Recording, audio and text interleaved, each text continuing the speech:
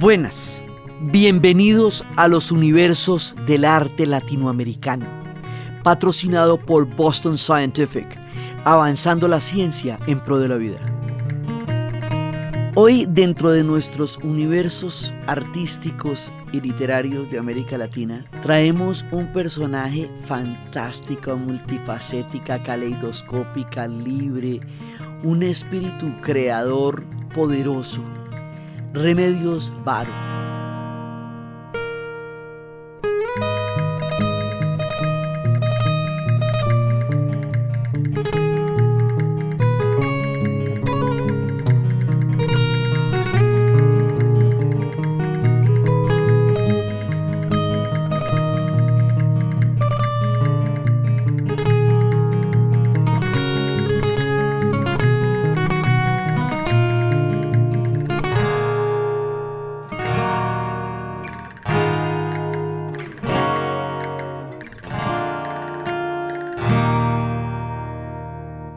Remedios Varo es una mujer cuya vida atraviesa la Guerra Civil Española, la Segunda Guerra Mundial, el esplendor de México de los años 30 y 40. O sea, es una mujer que enlaza toda la historia con el surrealismo, con el inconsciente, con el arte, con la libertad, con la creación del espíritu, con una narrativa femenina plástica y visual poderosa.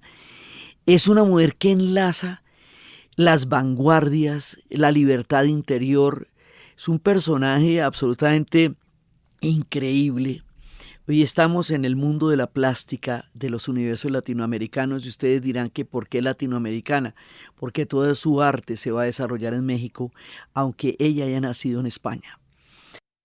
Remedios Varo nace en España, nace en Cataluña, nace en Anglès en 1908.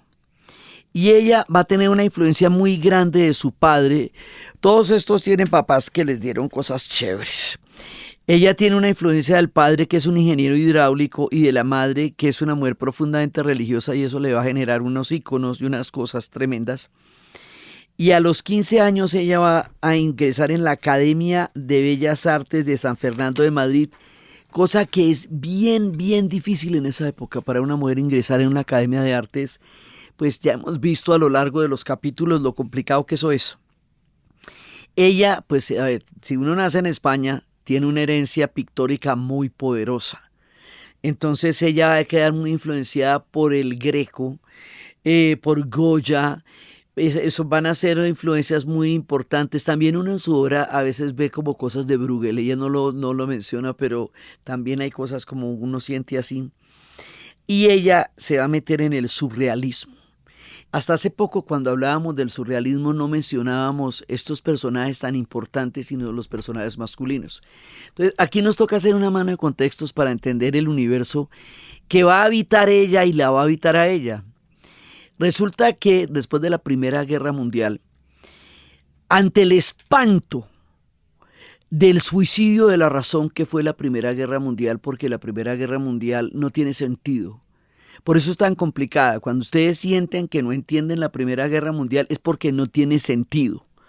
Entonces, porque fue un suicidio de la civilización europea que creía que había alcanzado el pico del conocimiento, la tecnología, que había encontrado pues la panacea de lo que era lo mejor de Occidente, y cuando están en lo más chévere de la jugada, se van para una guerra mundial con 10 millones de muertos y 15 millones de mutilados en 3 años, que deja desolados los campos de Europa, tumbas y tumbas de una generación perdida, muerte aterradora en las trincheras y en los gases venenosos en las trincheras.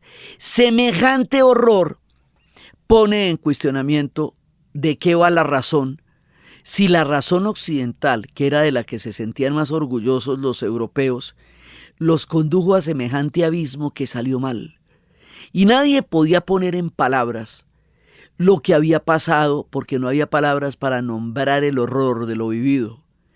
Entonces surge el surrealismo, y entonces surgen las vanguardias, y surge el Dada, y es el tiempo del psicoanálisis. La revolución psicoanalítica, el inconsciente como esa gran cantidad de la región de la psiquis humana que nosotros no conocemos y que nos habita y que nos determina, las fuerzas como el Eros y el Tánatos, entendiendo que una guerra de esas desata las fuerzas de la muerte, que es lo tanático, y que el Eros es la fuerza de la vida. Y lo digo porque ahorita que estamos otra vez todos tanáticos, hay que acordarnos que esas fuerzas existen, pero que también existe la fuerza del Eros.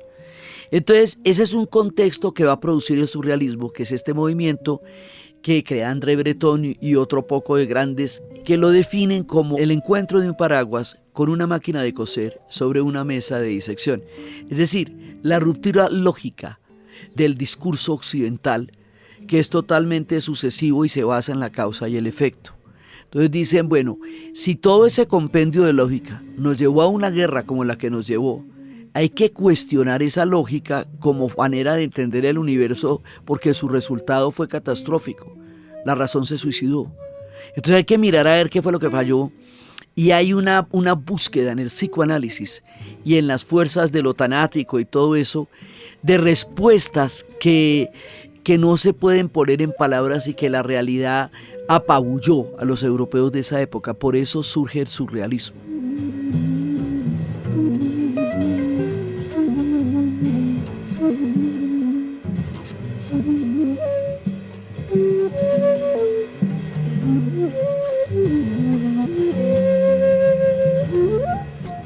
Entonces, en ese contexto, ella se va a unir a los círculos surrealistas de Madrid y va a conocer a Salvador Dalí, Papacito, y a André Breton, y empieza a inclinarse por el universo de lo onírico, de lo fantástico.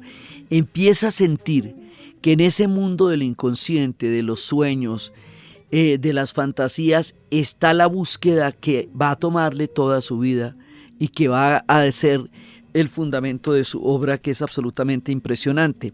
Entonces ella se va a meter en un movimiento que se llama lógico-fobista, que es muy chistoso el nombre, es un oxímoron, porque es la fobia a la lógica, ¿sí? Y el fobismo también era otro movimiento que había surgido en las vanguardias a comienzos de siglo, que quería destacar como, digamos, una visión frontal y tremenda del arte, como de bestias, como de fobias. Entonces esto incluía las lógicas de lo que se estaba cuestionando y criticando, y a la vez se llamaba lógico cuando era una cosa que transgredía el discurso lógico. Por eso es que es un oxímoron, un nombre irónico.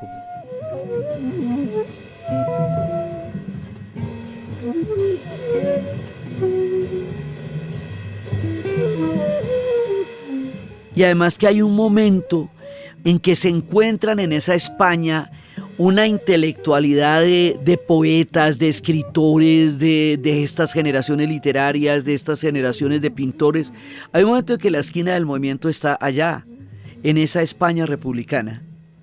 Y también va a estar en la Alemania de entreguerras, y también va a estar en Hungría, y en todos esos sitios va a llegar el fascismo y la guerra. Estar en Cataluña en 1936 es peligrosísimo, porque estamos a pocos meses de que estalle la conflagración más grande que hubo antes de la Segunda Guerra Mundial, la Guerra Civil Española. Y pues toda esta gente se va a tener que ir de allá, porque en el orden tan aplastante que viene no caben estas disquisiciones sobre lo onírico, se viene el fascismo. Entonces ella va a tener que huir de allá, porque pues eso es muy peligroso. Entonces ella allí, en contacto con esta gente, en el cuartico de hora que les dieron para encontrarse, porque esto después se puso muy sombrío, es cuando ella empieza a construir universos alternativos. Ella empieza a hablar de las hechiceras, de los seres espirituales y de los alquimistas. Y esto es muy importante porque hoy, con los relatos femeninos que están describiendo la historia, narrando la historia, en esta época en la que estamos haciendo este relato, en el 2024, la figura de las hechiceras vuelve a ser una figura recurrente en la narrativa femenina y en la narrativa feminista propiamente dicha, y todo lo que se está reivindicando como estas figuras, de eso ya está hablando Remedios Varo en el 36. O sea, de las cosas más increíbles que se puedan hablar hoy día, ya hablaban las vanguardias.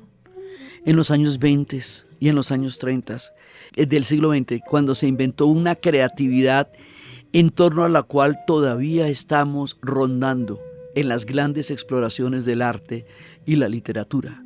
Ella vive en esa época y se encuentra con ese combo y le preguntan que qué piensa ella que es el surrealismo, cómo contribuye a la historia del arte. Y ella dice que en la misma medida que el psicoanálisis contribuye a explorar el subconsciente, es decir, es la base, porque el arte queda totalmente estremecido por el surrealismo, porque el surrealismo es capaz de mostrar realidades y universos totalmente distintos a los universos lógicos de la cultura occidental, que hasta entonces no los habían cuestionado de la manera como el surrealismo los cuestionó. Nosotros hablamos del surrealismo cuando decíamos que en Europa el surrealismo fue construido y en nuestra América Latina el surrealismo es cotidiano, o sea, no tiene que construirse, sino que está ahí. André Breton nos daría la razón cuando llegue a México, ya esperemos que llegue a México y les cuento. Pero mientras tanto, cuando estábamos en ese parche todos contentos creando y todo eso, viene la espantosa, la Guerra Civil Española. Si me quieres escribir, ya sabes mi paradero. Si me quieres escribir, ya sabes mi paradero. En el frente de Gandesa, primera línea de fuego. En el frente de Gandesa, primera línea de fuego. Y en la Guerra Civil Española hay un enfrentamiento de dos maneras de ver el mundo que van a colapsar sobre el pueblo español. Entonces, por un lado viene el fascismo, que ya está instalado en Alemania y en Italia, y que se está expandiendo por Europa a pasos agigantados. Y por otro lado viene el socialismo, que viene de toda la influencia de la revolución bolchevique, que también habla del comunismo y del socialismo y del anarquismo, o sea, porque eran muchísimas tendencias las que en ese momento se estaban dando sobre ideas de cómo funcionaría el mundo. Y estas fuerzas van a chocar primero en España. La Guerra Civil Española va a ser el laboratorio general de la Segunda Guerra Mundial. Y no solamente a nivel ideológico, y no solamente a nivel militar, sino a nivel tecnológico, porque el bando nacionalista, que es el bando del ejército, que le va a hacer un golpe de estado al gobierno de la República que había sido elegido en 1931 y nuevamente una tendencia de izquierda en 1936, le van a hacer un golpe el 18 de julio y ahí empieza la guerra civil que va a romper a España. Y hay un español que quiere vivir y a vivir empieza, entre una España que muere y otra España que bosteza, entre una España que muere y otra España que bosteza. Españolito que vienes, al mundo te guarde Dios. Una de las dos Españas ha del arte el corazón, una de las dos Españas ha del arte el corazón. Entonces resulta que unos consideran que esa es la cruzada contra el comunismo y la cruzada de la fe y la cruzada de la España eterna e imperial de Felipe II que hay que defender a toda costa, y otros consideran que la nueva España, que las nuevas ideas, que hasta la misma Ilustración que había llegado tan tarde, se están jugando en la República. En la República había anarquistas, socialistas, republicanos, comunistas, antimonárquicos. Eso era un arco iris de posibilidades históricas que van a estar en ese momento en el poder. A ellos les van a hacer un golpe de Estado. El golpe de Estado va a dejar una guerra que en 3 años genera 1 millón de muertos. Muchísimos en Cataluña y en el País Vasco, porque son las provincias que van a buscar una autonomía, y 1 millón de exilados. Y una España devastada, después de la cual va a venir una dictadura de 40 años. O sea, malas noticias para España en este momento de la historia. La Guerra Civil Española se acaba A pocos días, casi semanas, antes de que empiece la Segunda Guerra Mundial, y los nazis en la Guerra Civil Española entrenaron armas que habrían de usar contra Europa, y eso fue el Guernica. Semejante escenario tan catastrófico. En la vida de Remedios Varo, que es una mujer fresca y chévere que quiere explorar el subconsciente, pues no es un escenario donde ella se pueda quedar. Del lado de los republicanos había una cosa que se llamaban las brigadas internacionales, que fueron voluntarios, que fueron a pelear a favor de los republicanos en España. Entonces ella se ve en esta encrucijada tan terrible y tiene que huir de ahí, porque ese es el punto de inflexión en la vida de ella y en la de cualquiera que haya tenido que pasar por una experiencia tan catastrófica como esa. Allá va a conocer, ella está del lado de los republicanos como están todos los artistas y todos los intelectuales en ese momento, y allá va a conocer un poeta surrealista francés que se llama Benjamin Peret, que llega a Barcelona entre las brigadas internacionales. Lo que pasa es que él no se queda al resto de la guerra, sino que ambos huyen. En 1937 se van para Francia, pero es que esto se complica. Imagínense que se van para Francia. Entonces en Francia se encuentran otro parche, lo más de chévere. En Francia estamos en el Frente Popular de Léon Blum, y allá van a conocer al mismísimo André Breton, y a Max Ernst, y a Victor Brauer, y al poderoso John Miró. Y ella va a conocer una mujer que tiene una vida paralela a ella, que va a ser una parcera de ella, que se llama Leonora Carrington. Amerita ella lo suyo. Esperemos que en algún momento les podamos contar de Leonora Carrington, que también es de dar alaridos. Bueno, y lo mismo, estamos todos contentos allá, felices de la pelota. Y resulta que estalla la Segunda Guerra Mundial, y cuando estalla la Segunda Guerra Mundial, Francia se rinde. O sea, a Francia le toca la coyuntura. En el primer año de la Segunda Guerra Mundial es lo que se llama la Guerra Relámpago. Hitler va invadiendo todos los países de Europa, y los países de Europa o se someten a la invasión o se rebelan contra ella, pero esto es una fuerza tan absolutamente impresionante que durante los primeros 3 años de guerra casi que nadie le puede repuntar a Hitler, hasta que toda Europa va a caer y Inglaterra va a quedar teniendo el último bastión donde resiste Europa al nazismo. Entonces esto va en cada uno de ellos. Entonces el mismo héroe de la Primera Guerra Mundial, que era el mariscal Pétain, decide que Francia se rinde y se somete al dominio alemán, al dominio nazi. Eso va a ser una vergüenza aún en nuestros días, y frente a eso es que se va a rebelar el general de Gaulle y va a llamar a la resistencia francesa para todos aquellos que se oponen rotundamente a la invasión, a la colaboración de Francia con los nazis. Entonces se arma una Francia que se llama la Francia de Vichy, que es la Francia que colabora, que es la Francia que se somete al nazismo, que es la Francia que entrega a los judíos, que es la Francia que se vuelve cómplice del nazismo. Esto todavía los marca. Y otra que es la Francia de la resistencia, que es clandestina. Pero en ninguna de las dos se puede vivir realmente, por eso es muy tenaz. Entonces también les toca irse de allá. Entonces el compañero de Remedios se niega a participar en la Segunda Guerra Mundial, o sea, él está con los republicanos, pero no se mete en los ejércitos ni se mete en la resistencia. Entonces lo encarcelan por no meterse en la guerra, que es que la guerra es tan irracional que si alguien no la quiere pelear, además lo encarcelan por no querer darse en la mula con todo el mundo. Entonces después de que lo sueltan, él tiene que salir de ahí, y ella también va a salir de ahí. Van a llegar a Marsella y luego van a llegar a la villa de Herbel, y se van a encontrar en las redes de un personaje que a mí siempre me gusta hablar de él. Se llama Varian Fry. Varian Fry es un norteamericano, un tipo acomodado, un tipo de mediana edad, que cuando se da cuenta de lo que está pasando en Europa y de lo que está pasando en Francia, y cuando se da cuenta que el arte judío puede desaparecer por el Holocausto, y el Holocausto todavía no había empezado, pero ya habían empezado las leyes de Nuremberg y ya estaba en peligro toda la comunidad judía, y él se da cuenta que Francia es parte de eso y que nadie se ha dado cuenta, porque la Francia sigue teniendo la antigua reputación de la Francia libre, pero esta no es la Francia libre, esta es la Francia nazi que colaboró con el nazismo.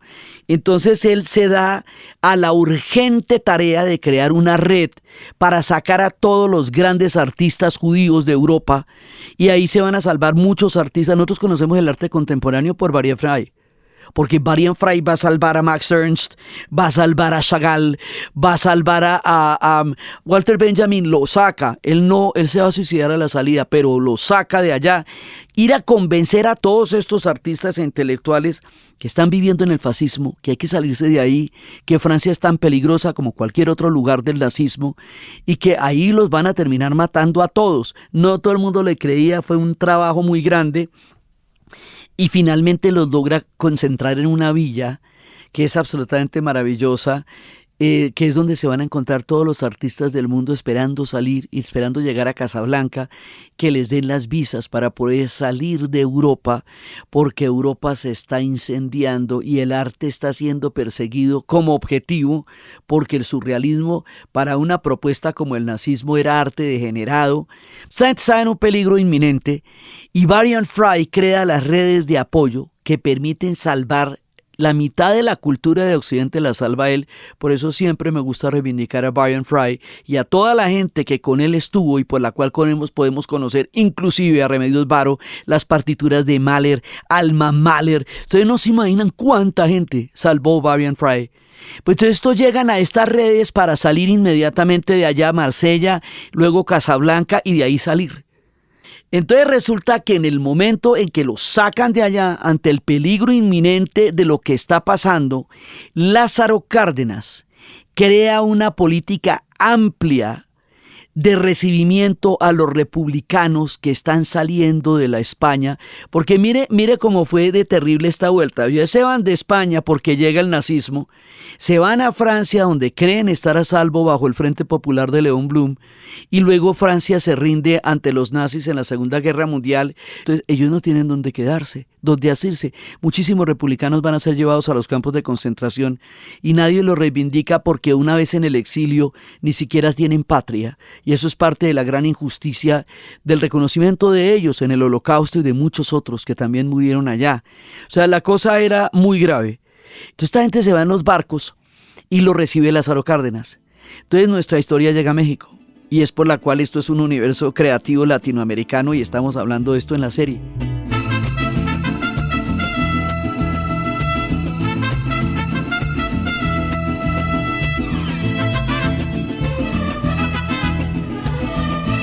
Y en México estamos en la esquina del movimiento. En México estamos en una jugada tan bonita. Es este México que hemos hablado también de la narrativa de lo que va a ser la revolución. Es este México de Rivera, de Orozco, de Siqueiro, de Frida Kahlo, de Octavio Paz.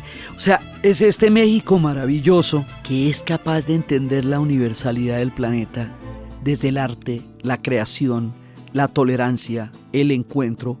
México es el lugar más fantástico del mundo para estar en los años 30, cuando Europa se pudre en una nueva guerra mundial que se avecina y que sería más aterradora que la primera si aquello fuera posible. Entonces llegan a México, y ¿qué es lo que quiere Remedios Varo? Crear. Ella lo que quiere es crear.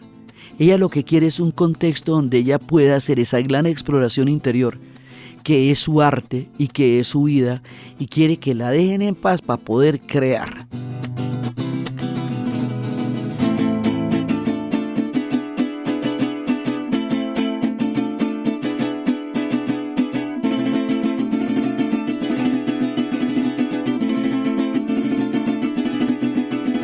México es tan impresionante que toda la gente que hemos contado en esta serie tiene que pasar por México en alguna parte. En algún momento del camino se van a terminar conociendo todos con todos eventualmente, pero México es como la cuna, México es el gran laboratorio alquímico del arte universal de América Latina en el siglo XX. México hace posible que todos existamos de una u otra manera. Es así de poderoso México.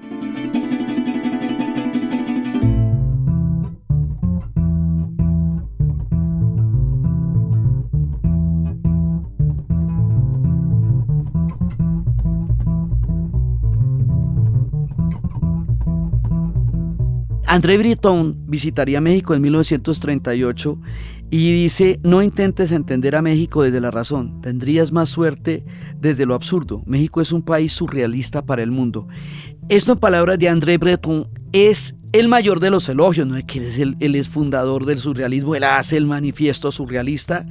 Otros no se lo tomaron tan bien, donde al menos entendieron lo que él quería decir, pero lo que él quería decir era que el discurso de la hilación lógica, que era la única manera como los europeos podían concebir el mundo, no aplica para México, porque allá hay que estar con otros ojos y con otras miradas, y que tratar de entenderlo desde una perspectiva europea resultaba inútil porque no tenía cómo compararse. Lo hemos dicho a lo largo de esta serie, que los europeos se puedan siquiera imaginar que nosotros existimos es todo un reto. Sí, por eso hablamos del realismo mágico, de lo real maravilloso, porque ellos no pueden entender que nosotros funcionamos en otra lógica y somos de otra manera y pensamos el mundo distinto y los colores son distintos y todo acá es distinto. Entonces, para ellos llegar a México era enfrentarse con una realidad inimaginable. Y eso era lo que quería decir André Breton. Y allá van a llegar unos y otros, y las vanguardias se van a ir trasladando allá, y México se va a volver un laboratorio que hará posible que después tenga una contribución muy grande a lo que en los 60 sería la contracultura en Estados Unidos. O sea, toda la alternatividad artística se cocina en la alquimia de ese México de los años 30 y 40, que es absolutamente impresionante. Y allá va Remedios Varo. Cuando Remedios Varo llega a México, encuentra el lugar en su corazón. Anoche por la ventana platicando con mi amor, anoche por la ventana. Anoche por la ventana platicando con mi amor, anoche por la ventana. Me pidió que le cantara. Me pidió que le cantara Cascabel pormenor y que no le diga nada, me lo pedía de favor. Ay, cómo resumba y suena. Ay, cómo resumba y suena. Resumba y va resumbando. Resumba y va resumbando. Mi cascabel.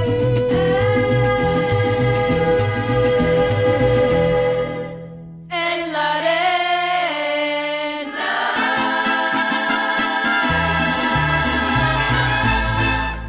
O sea, ella había nacido para llegar allá y para quedarse allá. Es allí donde su alma puede crear, es allí donde su arte va a florecer, es allí donde ella va a ser grande y su universo va a ser comprensible y su universo va a llegar a América Latina. Por eso la incluimos en nuestra narrativa en el capítulo de hoy, habiendo nacido ella en España, pero también un poco como diría Chavela Vargas, los mexicanos nacemos donde nos da la gana. Entonces esta mujer se separa de Peret porque él regresa a Francia. Ella nunca, jamás volverá a Europa y nunca abandonará México. Allá llegó y allá se quedó. Ya no necesitaba más nada que llegar a México. Y entonces allá se va a encontrar con la parcera que la dejamos allá en la línea de las redes de Brian Fry, Leonora Carrington. Esta otra mujer que es inglesa, que también está huyendo de todo este horror y que también va a crear toda su obra en México. De ella hablaremos en otro momento que nos dejen, hablaremos de ella. Entonces resulta que allá se va a encontrar con César Moro, con Esteban Francés, con Gerardo Lizárraga, o sea, con todos los artistas que en ese momento hay, y con uno que es grande, gigante, enorme, otro de nuestros tremendos premios Nobel, Octavio Paz, el del Laberinto de la Soledad. Octavio Paz es un gigante. Y ella va a ser parcera de Octavio Paz. Entonces eso hace que se nos unan todas las narrativas que eventualmente se van a terminar encontrando. Y ella dice: llegué a México buscando la paz que no había encontrado ni en España, la de la revolución, ni en Europa, la de la terrible contienda. Para mí era imposible pintar con tanta inquietud. Entonces ella llega a las tierras mexicanas y dice que allá floreció la llama en el sentido del fuego de la palabra de su arte, porque México desafiaba las leyes de la lógica positivista y de la rigidez europea, y era una tierra de 1000 colores, exuberante, y donde la hechicería estaba a la orden del día. Entonces, ella se encuentra de alguna manera con que hay un país donde ese universo interior que ella ha venido concebiendo del inconsciente es como ellos viven. O sea, es una vaina súper mágica lo que ella va a ver en México. Ella que venía cuestionando que la ciencia y la tecnología fueran la única salida para una experiencia humana, no porque las falseara, sino porque las consideraba incompletas frente a todas las demás posibilidades de la realidad, encuentra ya que todo lo que ella piensa se vive en México. O sea, México termina resonando en la realidad y en la cultura lo que habitaba el alma de Remedios Varo antes de llegar a ese país. ¿Usted se imagina la magia de eso? Que en alguna parte de la tierra exista todo lo que lo habita en su interior y que usted pueda vivir allá en un clima lo suficientemente chévere para desarrollar toda esa magia que tiene en el alma. Eso le pasó a Remedios Varo en México.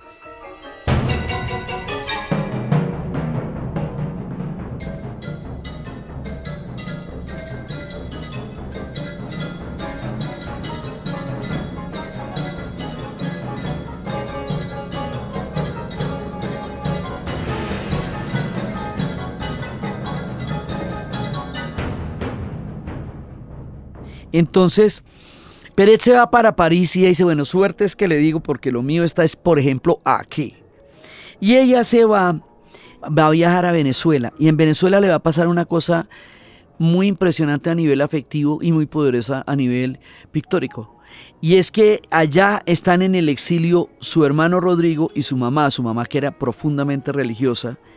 Y aquí pasa una cosa que es una de las tragedias del exilio.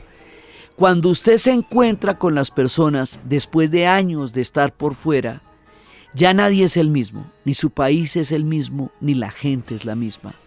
Del exilio no se regresa al país de donde saliste, porque el país de donde saliste ya no va a existir más una vez que tú lo dejas. Cuando tú regresas ya es otro país. Lo mismo pasa con la gente. Y esa es la tragedia del exilio, que el exilio es irrecuperable. Usted puede volver a su país, pero nunca podrá volver al lugar de donde salió, porque ese lugar se transforma en el mismo momento en que tú te vas. Entonces eso es lo que le va a pasar cuando se encuentra con su mamá y cuando se encuentra con su hermano, tanto quererlos ver. Solo se encuentra en Venezuela, los tres están en el exilio, pero el exilio los ha cambiado tanto que ella ya no lo reconoce, y ese ya no parece su hermano y esa ya no parece su mamá. Eso pasa mucho, que al reencuentro no se pueden volver a conectar porque el exilio ha hecho experiencias diferentes en cada uno de ellos. Esto le produce a ella mucha depresión porque tanto soñar con ese anhelo de madre y anhelo de hermano y luego no se puede conectar con ellos, pues ¿por qué no? Porque la experiencia ha sido distinta para todos. Eso le genera una melancolía tremenda y ese dolor de exilio pues también es muy duro para ella. Y entonces, bueno, pues no se pudo lo que se fue a hacer. Pero Venezuela le da otro tanto, porque Venezuela, como Colombia, es un país de un trópico impresionante y maravilloso. Entonces ella empieza a meterse por las exploraciones del río Orinoco y va a pintar una cosa impresionante sobre eso. Y ella empieza los viajes. Ella es una viajera y es una mujer libre, y el Orinoco la exalta, pero el Orinoco es una cosa de alaridos y tirarse al piso, pues eso uno no se puede ni describir. Entonces cuando ella empieza la exploración por el Orinoco, pues se le abre la cabeza y toda esa exuberancia del trópico. Y eso, allá van a conocer las moscas porque se va a meter en una expedición científica para investigar la malaria, que es un azote del trópico. Entonces se dedican a pintar moscas porque pues después de cuando buscamos el agente transmisor y todo eso ya vemos que es un mosco. Entonces va a volver al universo científico, pero igual desde el mundo surrealista, ¿sí? O sea, ella pues obviamente cree en la ciencia, estará metida en la medicina, pero desde otro lugar, ese que sigue siendo el surrealismo. Entonces, lo que va a hacer Venezuela es añadir universos enormes al universo que ella ya tiene en México, porque el trópico nuestro aquí abajo en Colombia y en Venezuela donde estamos haciendo nuestro relato desde Colombia es distinto. O sea, geográficamente esto es muy distinto a México, pues porque esto es trópico puro y duro. Sí, aquí hay todo. Aquí están las selvas y aquí están el gran río Orinoco. Y lo digo de ambos porque es que esa tierra nos une, es una misma tierra, la que compartimos con Venezuela. Entonces, digamos, una historia se puede narrar allá o acá igualmente. Entonces, ella llega con este bagaje tan impresionante. Ella durante mucho tiempo hacía carteles publicitarios, inclusive para la Bayer, y de alguna, pues sobrevivía de eso, ¿no? Pero se va a encontrar con Walter Gruen, y Walter Gruen, que es un político refugiado austriaco, que admiraba profundamente la pintura de Remedios Varo, le dijo: no, usted deje de perder tiempo con la publicidad, métase en el arte de lleno, eso es lo suyo. Usted dedíquese a lo que tiene que hacer, que en eso usted es una maestra maravillosa. Le da la seguridad suficiente y dice: bueno, listo, nos vamos. Y en 1955 es la primera exposición colectiva en la Galería Diana, en Ciudad de México, y al siguiente año después ella va a poder hacer una exposición individual. Y en México pues se conoce con Frida Kahlo, con Diego Rivera, forma lazos con ellos. En 1958 ella va a explicar en el primer lugar en el Salón de las Artes Plásticas Femeninas de las Galerías Excelsior en la mera misma Ciudad de México.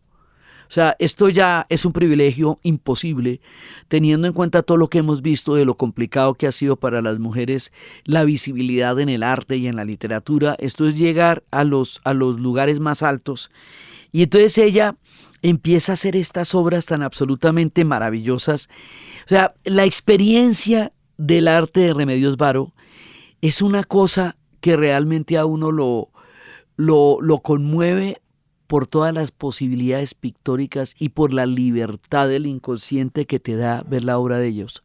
Sí, ella, por ejemplo, hace una que es un gato helecho, y son gatos que se vuelven helechos, que son gatos helechos. O sea, uno, pues es muy difícil expresar o describir la pintura en audio, pero sí los invito a que vean estos gatos helechos en el bosque, porque es una cosa absolutamente maravillosa, el gato helecho.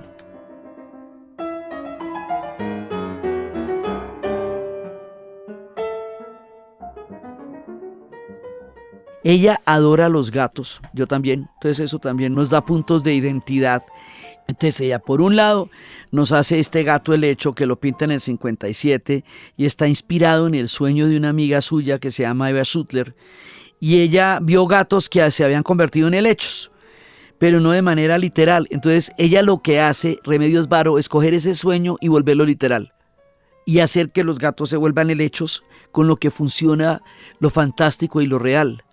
Y uno ve pues los gatos helechos, o sea, quedan tan bien hechos que parecen naturales. Su experiencia tan impresionante con el psicoanálisis hace que uno de los cuadros poderosísimos sea el de mujer saliendo del psicoanalista, y es una mujer que sale con una túnica y tiene la cabeza del padre que la va a arrojar a un pozo. ¿De qué se trata el psicoanálisis? De matar a la figura del padre. Pero una cosa es que un hombre mate la figura de su madre, y otra cosa es que una mujer mate la figura del padre, porque si mata la figura del padre se rebela contra el patriarcado, y todavía esas no eran horas.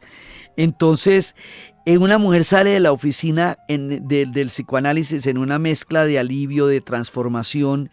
Ella tiene una liberación, un autoconocimiento que siempre está presente en la obra de Remedios Varo, porque es su propio viaje interior. Entonces la obra combina elementos de la vida cotidiana con el toque surrealista, que es la atmósfera como de introspección, como de cambio. Dice: esta señora sale del psicoanalista arrojando al pozo la cabeza de su padre, como es lo correcto al salir del psicoanalista. En el cesto lleva desperdicios psicológicos, que es lo que uno deja en el psicoanalismo, no la basura que tiene en el inconsciente, va y lo deja ya en el diván. Entonces ella sale con todo eso, pero es literal, ¿ves? Sale con la cabeza, sale con la basura de la psiquis, ¿sí? Con un reloj que es el símbolo del temor a llegar tarde, y el doctor se llama Dr. F.J.A. Freud, Jung y Adler, los duros del psicoanálisis en esa época. Entonces está metida con Jung, ella está metida con los arquetipos, ella está metida con el psicoanálisis de Freud, ella está metida en las aguas más profundas. de la exploración psíquica de su época.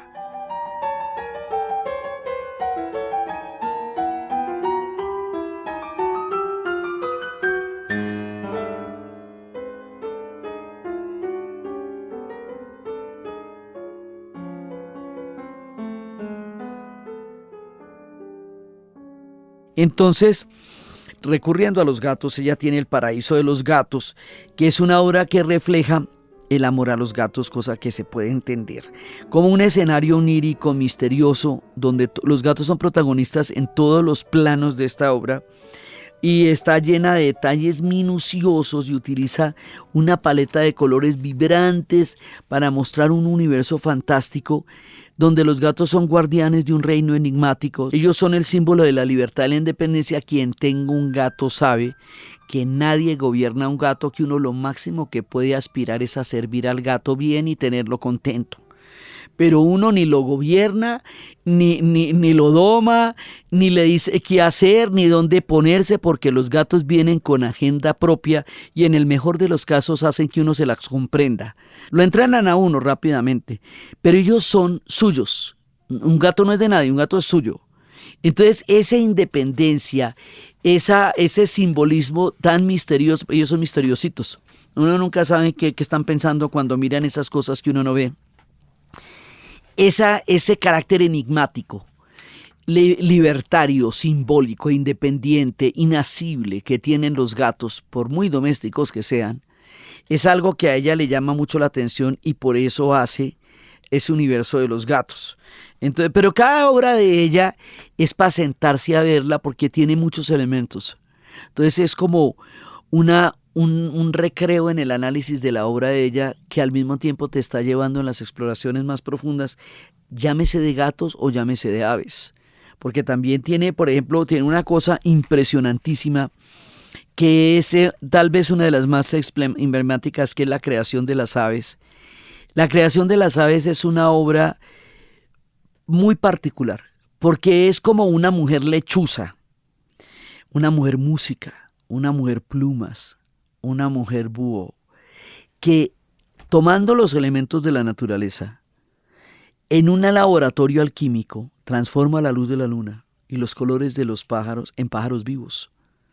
Entonces, esta mujer enigmática lechuza tiene la alquimia de poder producir de la luz pájaros. Y eso es lo que sucede ahí. Ella está elaborando, ella está creando una obra de la naturaleza a partir del prodigio de la luz. Y ella misma es una mujer pájaro. O sea, toda la obra de Remedios Varo te mete en esa cantidad de laberintos y de pasadizos y de corredores donde un símbolo te lleva al otro. Que además eso es el surrealismo, pero ya es impresionante. Entonces se llama La creación de las aves. De la exploración del Orinoco en Venezuela, ¿sí? Le queda El explorador de un viaje místico, porque ella viaja por dentro y por fuera. Los viajeros así muy tremendos, sabemos que uno está viajando con el espíritu cuando viaja y está viajando con el cuerpo cuando viaja. Ella logra mostrar los dos viajes, lo que está viendo por fuera y lo que está llevando en su corazón. Entonces ella logra hacer el viaje místico del explorador que se encuentra con algo que no se puede imaginar. Y la figura central puede ser el alter ego de ella, que navegue en un río rodeado de toda la exuberancia y de las criaturas fantásticas que son las criaturas que habitan aquí en el Amazonas y en los ríos y en el Orinoco. Y ella pinta la misma fascinación que los viajes le generan. Todo a la vez, ¿ve? Entonces ella se ve como en un universo onírico que es un viaje, que también es un universo onírico. Entonces, la obra de ella nos lleva a un montón de lugares. En 1958 pinta La llamada, que es una mujer en un entorno onírico rodeada de figuras y de símbolos místicos que siempre son característicos de ella y que está respondiendo a una llamada interior. O sea, este es muy poderoso porque ella siente una llamada interior, ella siente y ella representa un viaje espiritual que la lleva a la búsqueda de ese conocimiento. Y la obra está llena de detalles simbólicos. Esta es clave porque de eso se trata toda la obra de Remedios Varo. De poder transitar a partir de la llamada interior el universo místico y el universo de autodescubrimiento que significa su pintura. Entonces fíjense que cuando nosotros hablábamos de Frida Kahlo, hablábamos del dolor que ella va a representar, del dolor de mujer. Pero, y es un dolor físico, las Fridas que ella pinta son Fridas físicas. Las mujeres que pinta Remedios Varo son seres mitológicos, surrealistas, son mujeres, pero mujeres por dentro. O sea, ella llevándonos a los universos interiores del misticismo y de la búsqueda y del autoconocimiento y de la libertad en esa época en la que ella vivió es una cosa increíble. Como muchos de estos personajes que hemos traído a esta serie son más comprensibles prácticamente ahora que en la época en que lo hicieron, porque estos son tiempos donde todos estos espíritus de Remedios Varo vagan por las búsquedas y las vanguardias existenciales de esta época tan inquietante en la que vivimos y nos permite liberarnos un poco de todas las angustias tremendas que vivimos. Entonces ella hace todo este tipo de obras tan fantásticas, tan poderosas, y cuando está haciendo una obra tan grande como ella la está haciendo y cuando tiene un universo tan grande por narrarnos, un día en una comida ella se siente malita. Estamos en el 8 de octubre de 1963. Ella se siente cansada y se va a acostar y porque está como indispuesta, que llaman, ¿no? Oiga, y se acuesta y se muere. Le dio un infarto. Estando dormida, le sobrevino la muerte. Una falla cardíaca a los 54 años es una edad muy prematura para una mujer que tenía todo ese montón de pintura en el alma y siempre nos deja una cantidad de cosas que no hemos visto que ella tenía por contarnos. Su muerte fue repentina y conmovió a los amigos y colegas, y en su estudio quedaron las últimas obras terminadas, La naturaleza muerta resucitando y el boceto de la pintura titulada Música del bosque. Entonces André Breton, desolado, dice: cuando se entera de que ella murió, el surrealismo reclama toda la obra de una hechicera que se fue demasiado pronto. Entonces, ella nos deja todos esos enigmas porque estaba lista para una madurez pictórica increíble. Entonces ella decía: me cuesta mucho comprender la importancia que parece tener para ti el reconocimiento de tu talento. Yo pensaba que para un creador lo importante es crear y que el devenir de su obra era cuestión secundaria y que fama, admiración, curiosidad de la gente, etcétera, eran más bien cosas inevitables que deseadas. Decía ella respecto a su obra misma, ¿no? y a la consideración de lo que el reconocimiento de su obra pudiera o no tener. Octavio Paz dijo de Remedios Varo que la suya era el arte. Octavio Paz, eso es un tremendo, que era el arte de la levitación, la pérdida de la gravedad, la pérdida de la seriedad, porque hay humor en su obra. Remedios ríe, pero su risa resuena en otro mundo, nos dice Octavio Paz, y esta mujer tan impresionante se nos va así, un día que se acostó en un momentico de 1963 y nos deja una obra impresionante, un universo, literalmente un universo pictórico que los invitamos y las invitamos a explorar con la mente abierta, con la sensibilidad a flor de piel, con la curiosidad del alma, con la mirada de quien busca en el afuera y en el adentro caminos del universo que ella pudo pintar. Entonces, pues ¿cómo era esta mujer de tremenda? Que Björk va y escribe una canción sobre su obra que la canta Madonna. A ver, conectémonos con Björk y con Madonna para imaginarnos hasta qué punto viajan las exploraciones de Remedios Varo a la época actual y hacen un video de lo más inquietante, de lo más poderoso, que son historias para dormir, bedtime stories. Los invitamos y las invitamos a que vean este video para que entiendan cómo trasciende el arte, cómo las ideas vuelan, cómo las siguientes generaciones pueden comprender los legados de quienes las precedieron para poder ayudarlas a desarrollar artes profundos y poderosos, como todo lo que significa una figura como Björk, o como todo lo que nos ha podido brindar en rupturas y en transgresiones y en invenciones una figura como Madonna. Entonces, en Mujeres Sorprendentes, en vanguardias impresionantes y en universos latinoamericanos, hoy tuvimos a una invitada de honor para el espíritu y para el alma, Remedios Varo. Entonces, desde los espacios de lo inconsciente, de lo onírico, de la transformación, de la hechicería, de los laberintos, del psicoanálisis, de la creación, del surrealismo, del prodigio de México y el encuentro de una mujer que lleva en el alma lo que México le daría en la realidad y lo transforma en un prodigio del surrealismo y de los laberintos y de las búsquedas humanas en el mundo del inconsciente y de lo femenino y de la sorpresa misma de la vida, en la narración de Ana Uribe. Y para ustedes feliz día, cualquier día que se sea.